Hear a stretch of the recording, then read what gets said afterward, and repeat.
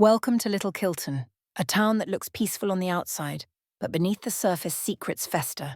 Today I'll take you through the story of Pip Fitz-Amobi, a determined teenager who set out to solve a murder that everyone else thought was already solved. This is the story of a good girl's guide to murder, a tale of truth, lies, and the courage to ask the questions no one else will. So settle in. Let's begin. Chapter 1.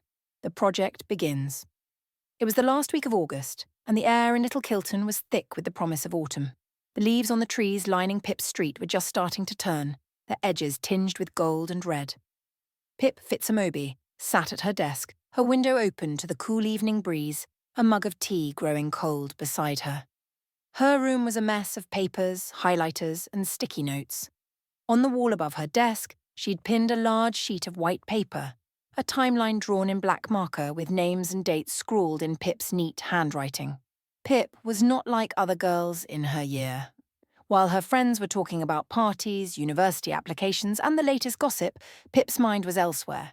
She was thinking about a girl who had vanished 5 years ago. A girl named Andy Bell.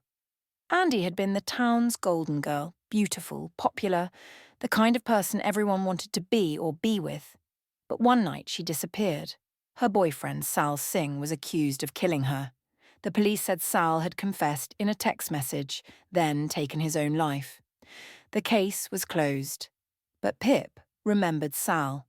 He was always kind to her, always smiling. She never believed he could do something so terrible. Now, for her senior project, Pip had decided to investigate the case, not just because she needed a topic, but because she needed answers. She wanted to know what really happened to Andy Bell. She took a sip of her cold tea and stared at the timeline. There were so many gaps, so many things that didn't make sense. She picked up a pen and circled the date. April 18th, the night Andy disappeared. Her phone buzzed. It was a message from Cara, her best friend. "Pip, are you coming to the party this weekend?" Pip smiled. Cara was always trying to get her to relax, to have fun. But Pip had never been good at letting go. She typed back, "Can't. Need to finish my project proposal." Cara replied with a string of eye-roll emojis. "You're obsessed with this case. Just be careful, okay?" Pip put her phone down and looked back at the wall. She knew Cara was right, but she couldn't let it go. Not yet. Chapter 2. The First Clues. The next morning, Pip walked to school, her backpack heavy with books and her mind even heavier with questions. Little Kilton High was a red brick building at the edge of town, surrounded by playing fields and old oak trees. As she walked through the gates, she could feel the eyes of her classmates on her. Pip was used to being the odd one out. She didn't mind. It gave her the freedom to do what others wouldn't. She met Cara at their lockers. Cara was tall and blonde with a quick smile and a laugh that could fill a room. "Morning, detective," Cara teased, nudging Pip with her elbow. Pip grinned. "Morning, Watson." They walked to class together, but Pip's mind was elsewhere. She was thinking about the police report she'd read the night before. There were things that didn't add up. The timeline was too neat, too convenient. Andy's phone had never been found. Sal's confession had come in a text message, not in person. And there were rumours, whispers that Andy had secrets, that she wasn't the perfect girl everyone thought she was. After school, Pip went to the library. She spent hours combing through old newspapers, reading every article about Andy's disappearance. She made notes, highlighting anything that seemed odd or out of place. She learned that Andy had been last seen at a party at her friend Emma's house. She'd left around midnight, but no one saw her after that. Sal was seen walking home alone around the same time. The police said Sal and Andy had argued that night, but no one knew what about. Pip wrote it all down, her mind racing with possibilities. Chapter 3. Meeting Ravi. Pip knew she couldn't do this alone. She needed help from someone who knew Sal better than anyone. So she reached out to Ravi Singh, Sal's younger brothers. She found him sitting alone in the school cafeteria, headphones in, staring at his phone. Pip hesitated, then walked over. "Hi, Ravi," she said, her voice soft. Ravi looked up, surprised. He was tall and thin with dark hair and tired eyes. "Hey," he said cautiously. Pip sat down across from him. "I'm working on a project about Andy Bell. I don't think your brother did it. I want to find out what really happened. Will you help me?" Ravi stared at her for a long moment. "Why do you care?" Pip shrugged. "Because the truth matters, and I don't think the police got it right." Ravi looked away, his jaw clenched. "People don't want the truth. They just want someone to blame." Pip nodded. "Maybe, but I want to know. And I think you do too." Ravi was silent for a moment, then nodded. "Okay, I'll help." Together they began to dig deeper, forming an unlikely partnership. Chapter 4. The Suspects. Pip and Ravi started by reviewing the police files. Pip noticed that the evidence against Sal was weak, just some texts, a missing phone, and a confession note that didn't sound like him. Ravi pointed out that Sal's alibi was never properly checked. They made a list of everyone connected to Andy. There was Max Hastings, the charming but secretive friend, Naomi Ward, Sal's loyal companion, and Jason Bell, Andy's father, who always seemed to be hiding something. They decided to start with Emma, Andy's best friend. Pip messaged her, asking if they could talk. They met at a cafe after school. Emma was nervous, twisting her hair around her finger. "Andy was complicated," Emma said quietly. "She could be really sweet, but she could also be mean. She liked to be in control." Pip asked, "Did she have any enemies?" Emma shook her head. "Not enemies, but she wasn't as perfect as everyone thinks." Pip made notes, her mind racing. She thanked Emma and promised to keep in touch. Next, they spoke to Max Hastings. He was defensive, his arms crossed over his chest. "Look, Andy was my friend. I don't know what happened to her," he said. But Pip noticed he avoided eye contact when she mentioned the night Andy disappeared. They visited Naomi Ward, who was quiet and withdrawn. "Sal was a good person," she said softly. "He didn't do it." Pip and Ravi started to see a pattern. Everyone had something to hide. Chapter 5. Secrets Uncovered. As Pip and Ravi dug through Andy's social media and text messages, they discovered a hidden side to her life. Andy had been seeing an older man, someone with a lot to lose if the truth came out. They followed clues to a rundown house on the edge of town. Inside, they found a box of Andy's belongings: her phone, a diary, and a necklace. The diary revealed Andy's fears and hinted at someone threatening her. Pip's heart pounded as she read. He said he'd ruin me if I told anyone. Who was he? And what was he hiding? They traced the phone's last location to a wooded area. Pip and Ravi searched the ground, finding a broken charm from Andy's bracelet. It was a small clue, but it meant they were on the right track. Back at school, Pip noticed Mr. Ward, Naomi's father, watching her. He seemed nervous, always glancing over his shoulder.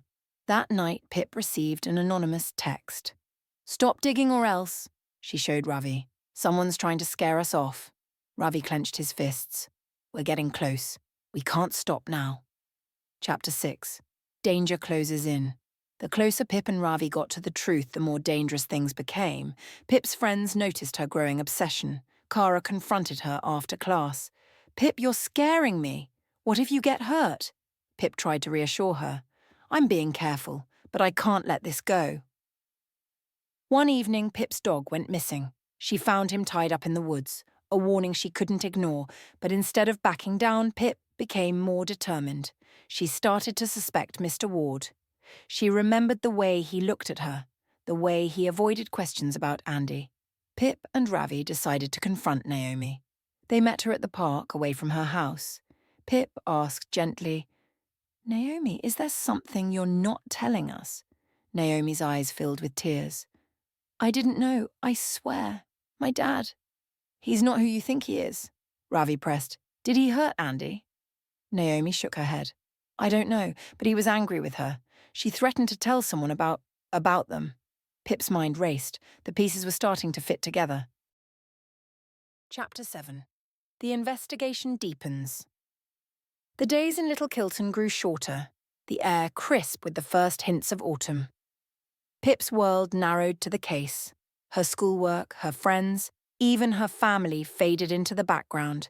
She spent her evenings at her desk, piecing together timelines, cross-referencing alibis, and scribbling questions in the margins of her notebook. Ravi became her constant companion. They met after school, sometimes in the library, sometimes at the old code playground, when no one would overhear them. Pip noticed how Ravi's guard slowly dropped. He started to trust her, sharing stories about Sal, how he loved music, how he always stood up for his friends, how he'd been planning to study medicine.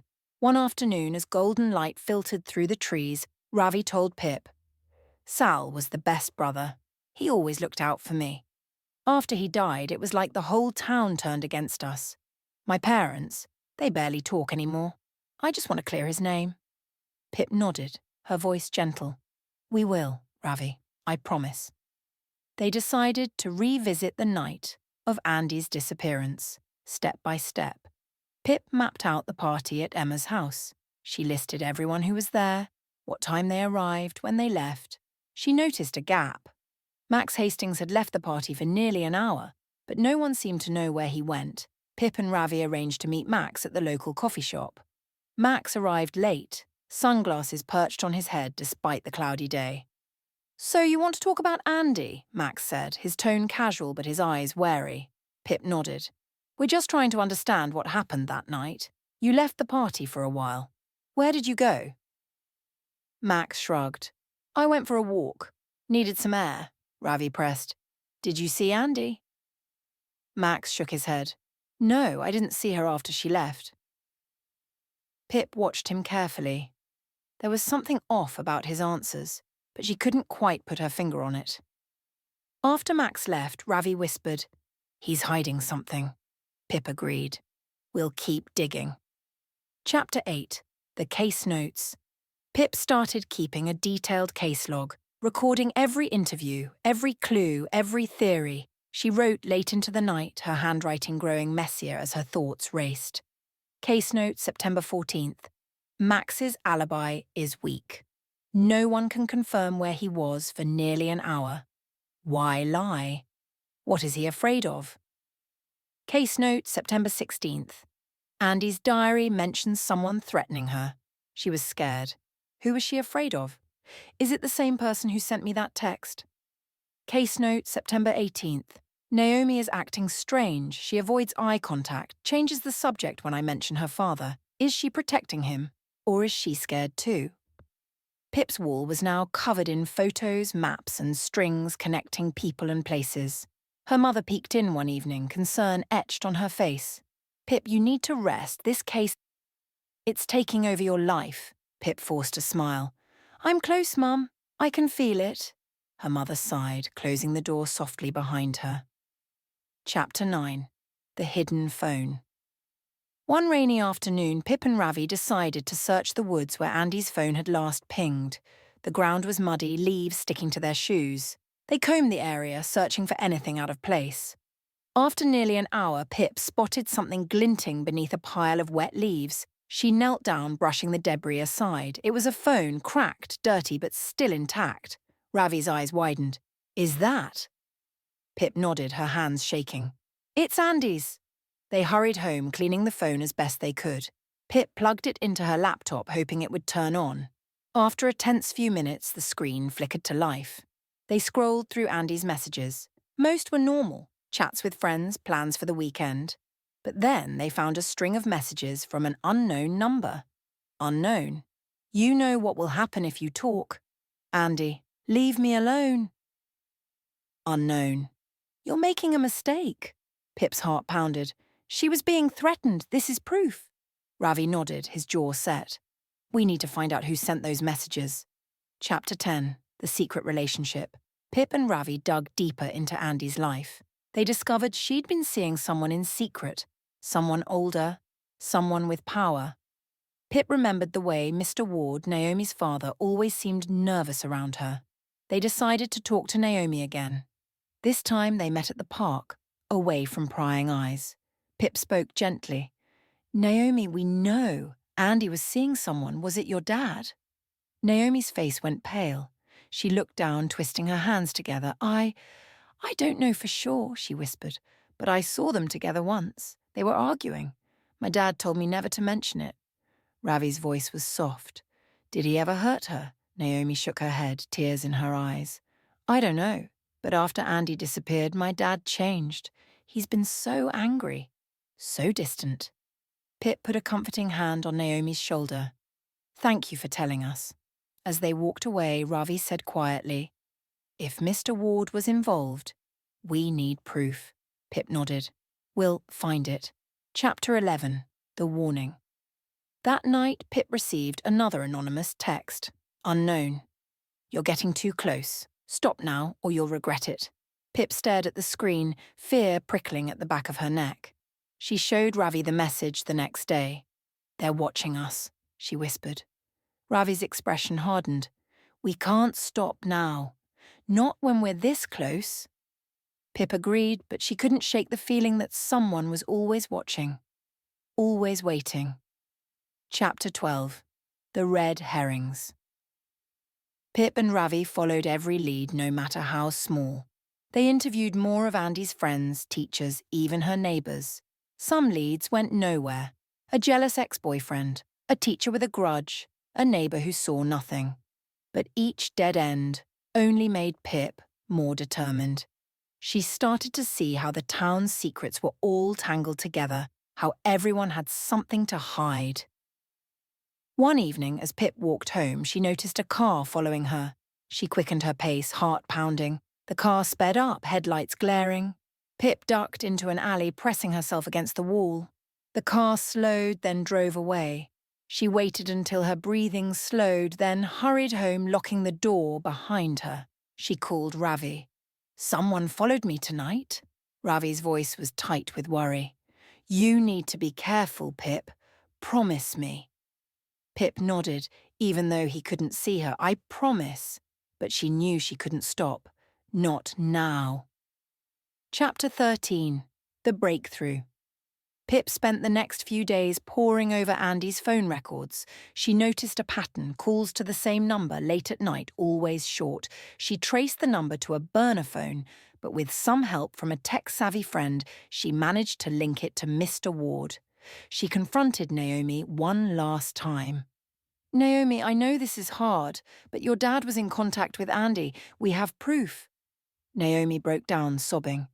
I'm sorry, I didn't know what to do, I was scared. Pip hugged her, whispering, It's not your fault. Ravi looked at Pip, determination in his eyes. We need to go to the police. Pip nodded. But we need more. A confession. Chapter 14. The Trap. Pip and Ravi devised a plan. Pip would confront Mr. Ward, pretending to have more evidence than she did. Ravi would record everything. They arranged to meet Mr. Ward at the school late at night. Pip's hands trembled as she waited in the empty hallway, the lights flickering overhead. Mr. Ward arrived, his face pale, eyes darting. You wanted to see me, Pip. Pip took a deep breath. I know what you did. I have proof. The police will believe me. Mr. Ward's face twisted with fear and anger. You don't know anything. Pip stood her ground. You were with Andy the night she disappeared. She was going to expose you. Mr. Ward lunged at her, but Ravi stepped out from the shadows, phone in hand, recording everything. Finally, Mr. Ward broke down. He confessed. He'd argued with Andy that night. Things got out of hand and, in a panic, he covered it up, framing Sal in the process. Chapter 15. The Aftermath. The police arrested Mr. Ward. The town was shaken. Sal's name was cleared. Ravi's family could finally grieve without shame. Pip's project was more than just a school assignment. It changed lives. She'd faced danger, lost friends, and uncovered the darkness beneath Little Kilton's surface. But she'd also found courage, friendship, and the power of persistence. As Pip walked through the town, she knew things would never be the same. But she also knew she'd done the right thing. And that's the story of a good girl's guide to murder. A tale of secrets, lies, and the search for justice. If you enjoyed this retelling, don't forget to like, subscribe, and share your thoughts in the comments. Until next time, remember, sometimes the truth is hidden in plain sight.